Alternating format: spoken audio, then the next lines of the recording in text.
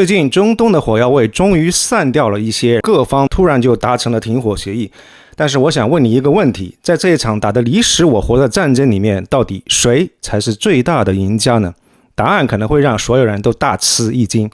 今天我们不聊那些被说烂了的那些表面文章，我们来聊一聊牌桌底下的真正的较量。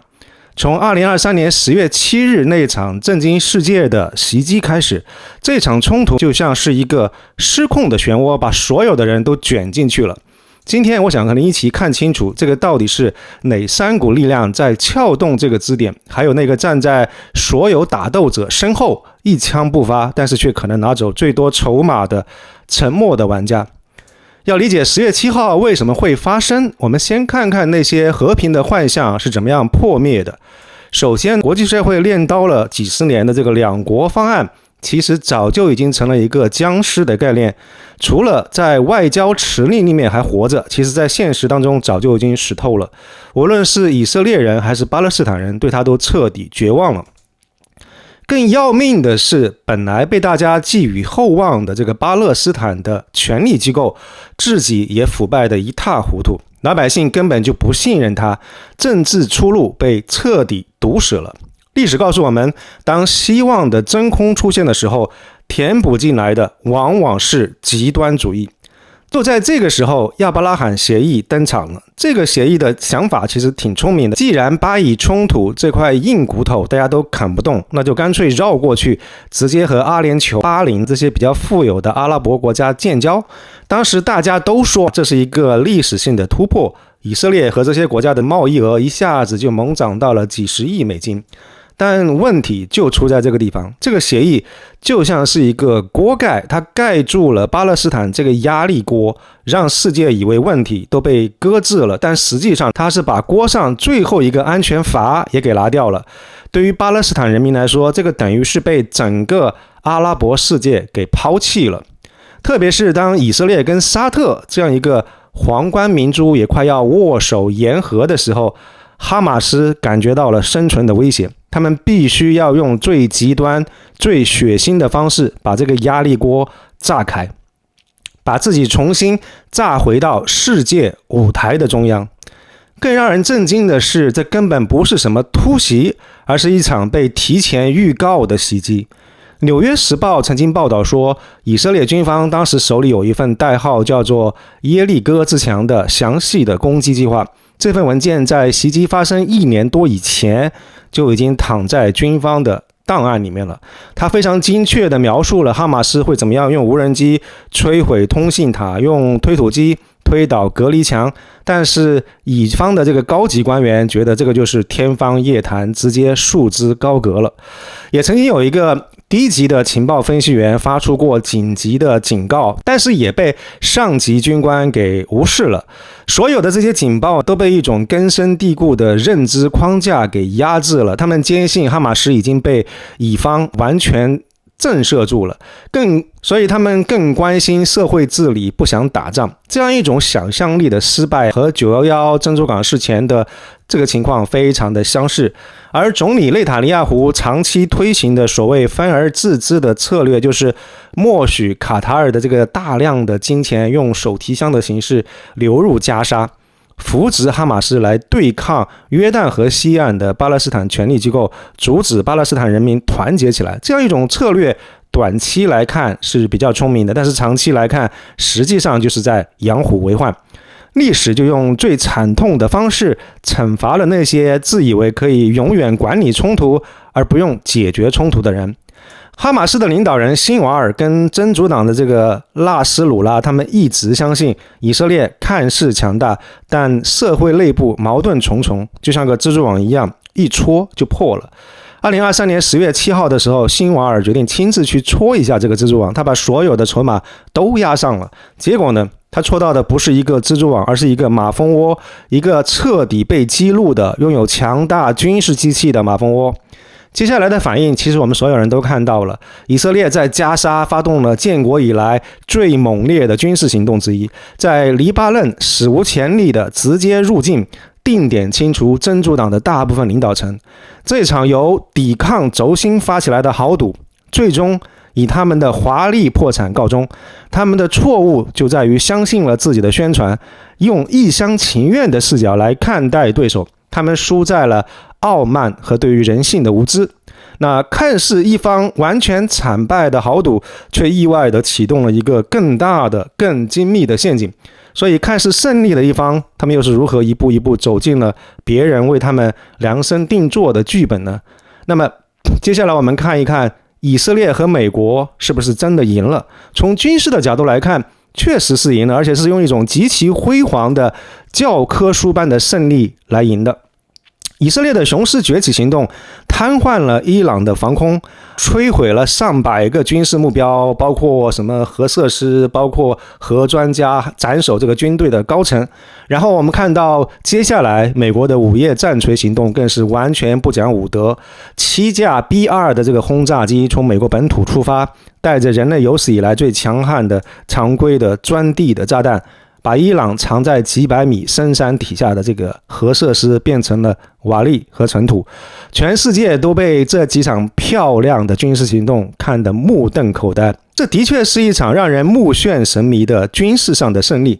美国总统特朗普也迫不及待地宣告了彻底的摧毁，以及宣称取得了令人震惊的惊人的军事胜利。但是这个很有可能也正是伊朗想要的结局。伊朗用福尔多核设施设下一个极其精妙的局面，他知道只要把最核心最危险的东西放在福尔多，以色列就会寝食难安。但以色列自己又够不着，怎么办呢？答案只有一个，就是把美国拖下水。这个叫做升级陷阱，听起来很复杂，无非就是2步。第一步就是伊朗把自己变成核门槛国家，什么意思？就是掌握了制造核弹的所有技术跟材料，但就是不动手做，站在门槛上悬而不发。第二步就是守住这个门槛。伊朗知道美国跟以色列对于它的容忍度是完全不一样的。对于以色列来说，伊朗站在门口本身就是生存的威胁，绝对无法容忍。所以以色列的红线就是你不能够靠近门边，不能够有造核弹的能力。而对于美国来说，只要你没有跨进这个门槛，只要没有真的造出来，一切都好商量。美国不想打一场旷日持久的中东战争，所以美国的红线很简单，就是你不能够有核弹。所以看到了吗？有能力跟有武器一词之差，其实是天壤之别。伊朗的陷阱也就设在这2条红线的缝隙里边，它不断的升级，越过以色列的红线，但绝不触碰美国的红线。这个就把以色列逼到了绝境，要么眼睁睁的看着心腹大患越来越强，要么就必须要动手。但是福尔多以色列自己打不掉，所以唯一的选择就是用尽一切的办法，包括发动一场自己无法收场的这个战争，用前期雄狮崛起行动取得的辉煌的战果，想尽一切办法把美国逼到牌桌上来。所以我们看到陷阱收网了，美国总统面临一个可怕的2选1，不打的话会被视为软弱，被视为背叛盟友。因为之前跟胡塞武装拖鞋军的战斗以一种非常不体面的方式结束了，他在政治上被对手攻击为非常的没有面子，非常的软弱。但是如果打，搞不好会点燃整个中东，全球油价飙升，经济崩溃，美军再次陷入中东战争的泥潭。这肯定是一个没有什么好答案的选择题。伊朗的策略就是逼你只能够在很烂跟非常烂之间选一个。那最终美国选择了看起来没有那么烂的选项，就是发动了一场外科手术式的非常有限但是高科技的打击。这个就是午夜战锤行动，几枚巨型炸弹扔下去，卫星图像显示福尔多被炸得面目全非。那特朗普总统就立刻宣布彻底胜利，任务完成，可以收工了。但当你发现这里面的诡异之处了吗？这场胜利，这样一场大胜，感觉是草草的收场。攻击方自己宣布胜利就了事了，看得出来，越是高调的宣布胜利，就是越是显得非常急于结束这场战争。为什么？因为没有人知道福尔多地下到底是什么样的。五角大楼的评估非常的谨慎，只说是严重的损坏。伊朗则非常轻蔑的表示没啥大事，甚至有证据显示，伊朗在被炸之前可能已经把隧道口堵上了，也转移了最重要的这个核材料。那就在全世界面前制造了一片巨大的战争的迷雾，而这片迷雾就是所有参与者都体面退场的台阶。那特朗普可以说我们赢了，伊朗可以说我扛住了，以色列可以说我把美国拖下水了，每个人都得到了自己想要的政治的说辞，于是停火协议迅速达成了。所以我们看到这个陷阱的终极目的其实并不是为了打赢战争，而是为了制造一个可以随时结束战争的模糊的结果。但这场胜利的代价是什么呢？以色列经济大幅萎缩，数十万的预备役人员长期离开工作岗位，整个社会背上了沉重的债务跟心理的创伤。他赢得了外部的安全，但却可能透支了内部的活力。美国再一次向全世界展示了肌肉和力量，虽然没有掉进泥潭，但被沾了一身的泥巴。如果被拖入中东战争的泥潭，就完全违背了他过去10年想要战略东移，从中东抽身的国家大计。那这场仗打到最后，人人都宣称胜利，又人人都一身的伤痕，难道这就是一场所有人都输了的战争吗？要看清全局，我们需要引入一个新的玩家。我们现在认真盘点一下整场中东战争的资产负债表。以色列在战术上重创了哈马斯，但是国家安全感被粉碎，社会深度撕裂，国际上空前的孤立。当然，从熊市崛起行动开始，他们取得了一个又一个近乎完美的战术胜利，但是想要彻底清除伊朗核能力并推翻伊朗政权的这个战略目标并未实现，以色列的所得远不足以弥补所失。伊朗培植的这个反抗轴心哈马斯是一场战术上的灾难性的成功，换来了自身的战略性的毁灭。虽然是将巴勒斯坦问题的确是炸回了世界中心，但是代价是加沙被夷为平地，彻底失败。胡塞武装拖鞋军则非常不可思议的没有被美军打败，反而我们看到美军的飞机掉到海里好几架，狼狈不堪之后草草收兵了事。我都非常怀疑特朗普之所以要来一个午夜重锤，就是要在伊朗身上出这口恶气。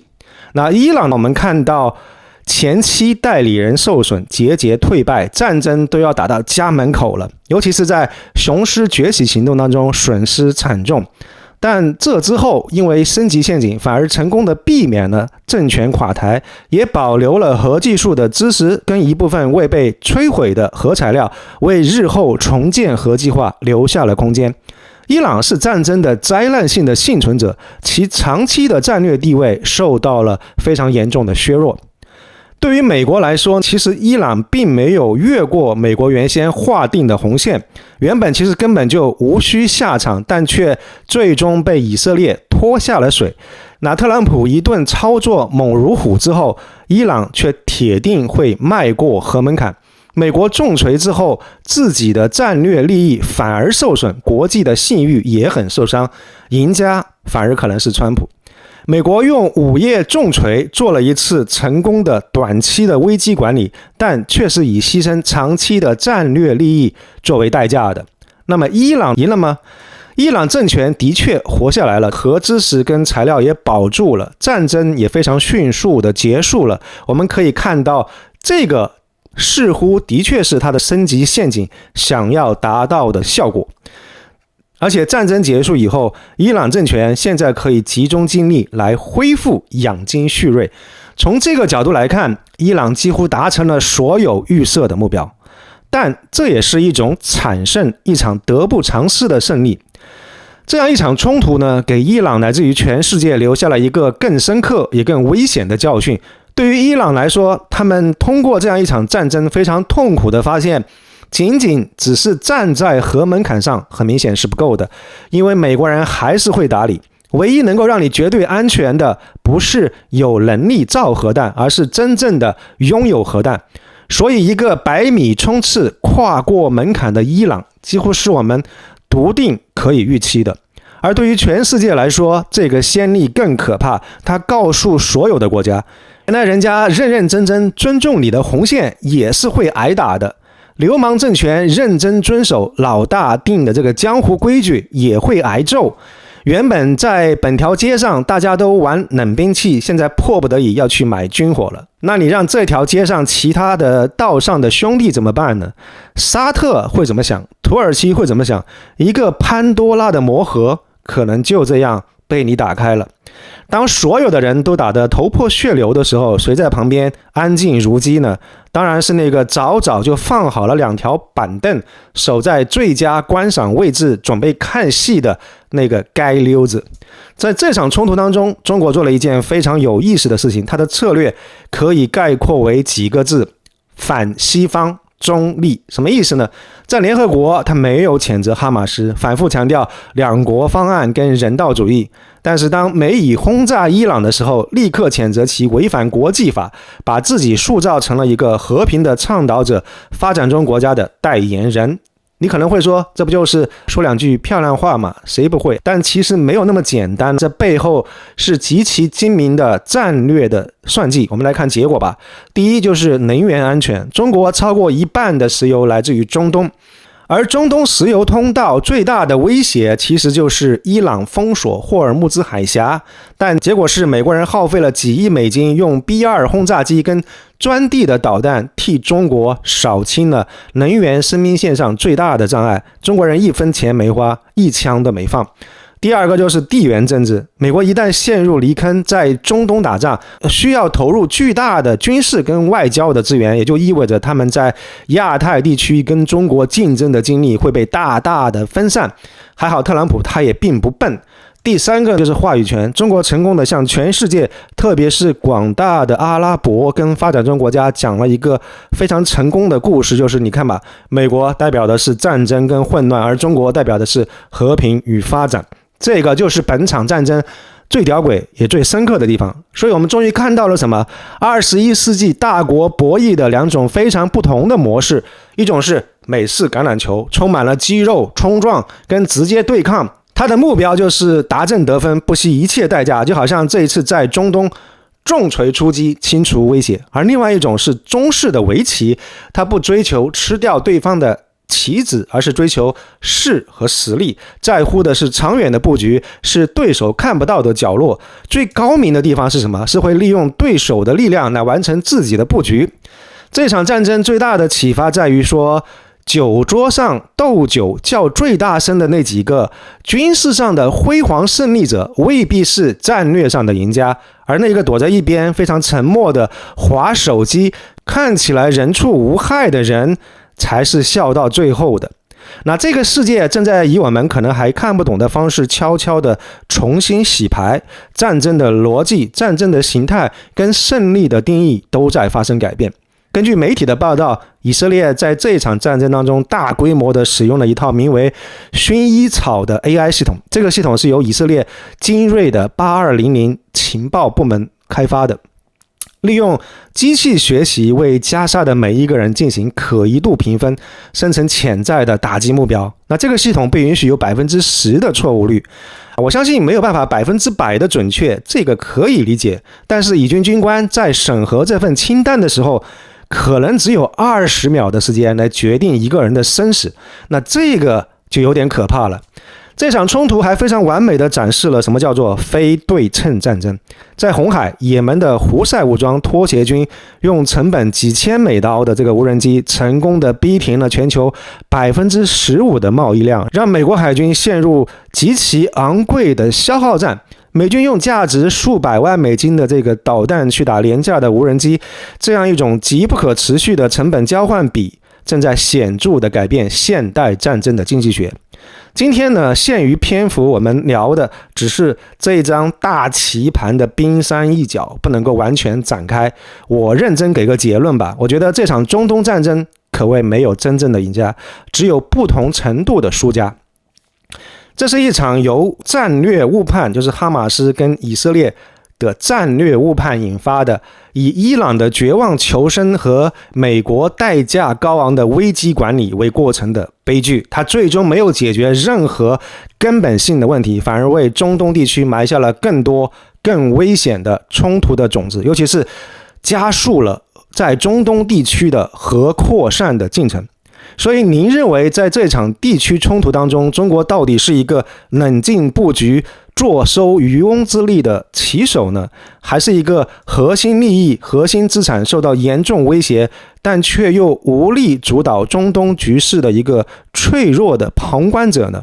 欢迎您在评论区和我们分享您的看法。如果您也想看懂这套复杂的棋局，看清这个世界运行的底层逻辑，请别忘了点赞并订阅艾森的频道，您的支持是我继续探索下去的最大的动力。祝您有心情愉悦的一天，我们下期节目再见。